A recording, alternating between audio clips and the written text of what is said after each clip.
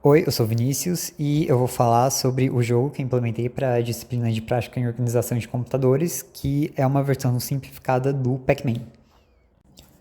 Bom, você pode começar o jogo usando a tecla de espaço e para mover o Pac-Man, o jogador usa as teclas WASD e o jogo funciona basicamente do mesmo jeito que o jogo original. Então, seu objetivo é fugir dos fantasminhas e comer todos os pontos, sendo que você pode comer uns pontos maiores para os fantasminhas ficarem assustados e você poder comer eles também. Falando agora sobre o código, o jogo começa inicializando as variáveis que vão ser usadas e imprimindo o cenário na tela. E então o jogo entra em um loop que a cada iteração vai chamar um delay que, além de controlar a temporização do jogo, também é responsável por ler a entrada do teclado. E depois disso vai tentar movimentar o Pac-Man e os fantasminhas. Sendo que depois de cada movimentação vai ser checado se o jogo acabou, seja porque o jogador morreu ou porque o Pac-Man pegou todos os pontos. Falando sobre a movimentação do Pac-Man, primeiro o Pac-Man vai tentar se mover pela direção que foi apertada pelo jogador no teclado, e se isso não for possível, vai se mover pela mesma direção que ele já estava se movendo antes. Então, para essas duas situações, por meio de comparadores, vai ser selecionada qual é a direção que o Pac-Man está tentando se mover, e vai ser calculada a posição dele depois dessa movimentação. Então vai ser checado se existe uma parede no cenário nessa posição que o Pac-Man está tentando se mover. Se não existir uma parede, então a parte principal da função de movimentação acaba aí.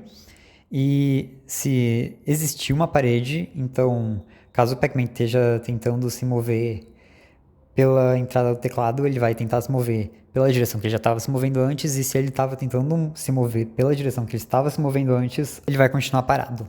Depois disso, o Pac-Man vai ser impresso na tela, então primeiro vai ser apagada a posição anterior em que o Pac-Man estava, e também vai ser checado se existia um ponto nessa posição, sendo que se era um dos pontos maiores, isso também vai mudar o estado dos fantasminhas para que eles possam ser comidos a partir de agora. E depois disso vai ser impresso o Pac-Man na nova posição que foi calculada. Sendo que esse apagar a posição anterior do Pac-Man é feito tanto no char que vai ser impresso na tela, quanto no cenário que está armazenado na memória, além de ser aumentada a quantidade de pontos.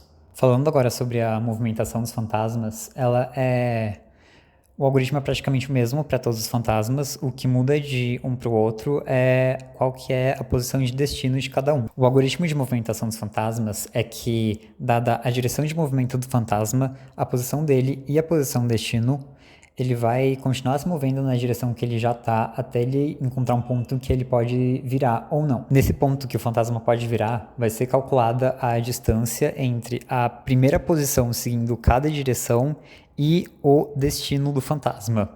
E então vai ser escolhida para ser a direção nova de movimentação do fantasma, a que minimiza a distância até o destino. No código em assembly, isso foi implementado calculando a distância que o fantasma estaria para o seu destino em cada uma das 4 direções que ele pode se mover, e nas direções que levam a uma parede ou que invertem a direção de movimento do fantasma, é colocado um número grande para a distância calculada. E depois disso é selecionado qual que é a distância mínima.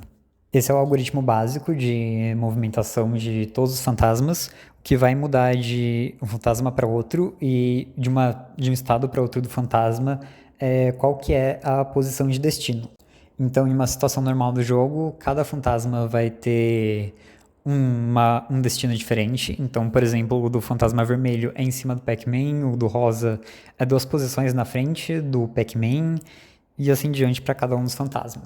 O que acontece é que essa posição de destino pode ser alterada de acordo com o estado dos fantasmas. Então, no caso, foram implementados 3 estados para os fantasmas, que eles podem estar na situação base deles, que eu acabei de explicar. Eles podem estar no estado que eles podem ser comidos, e eles podem estar comidos de fato.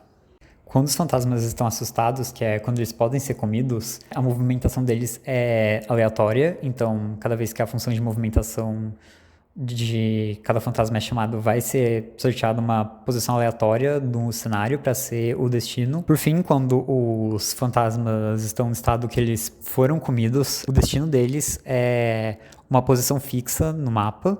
Então eles basicamente só vão andar até lá. Quando eles chegarem nessa posição, o estado deles vai ser mudado de volta pro estado base, que eles vão voltar a perseguir o Pac-Man. Então a rotina de movimentação de cada fantasma individual é basicamente calcular qual que é a posição de destino daquele fantasma e chamar essa função que é padronizada para todos os fantasmas. Falando agora sobre a impressão dos fantasmas na tela, ela é um pouco diferente da do Pac-Man, porque quando os fantasmas passam por uma posição, eles não comem o que estava lá, então o que estava lá precisa ser carregado do cenário e impresso de novo, e também a cor dos fantasminhas depende do estado deles. Então se eles estão perseguindo o Pac-Man, eles vão ter a cor normal deles, se eles podem ser comidos, eles vão ser azuis, e se eles estão voltando para a posição fixa do cenário depois de serem comidos, eles são brancos.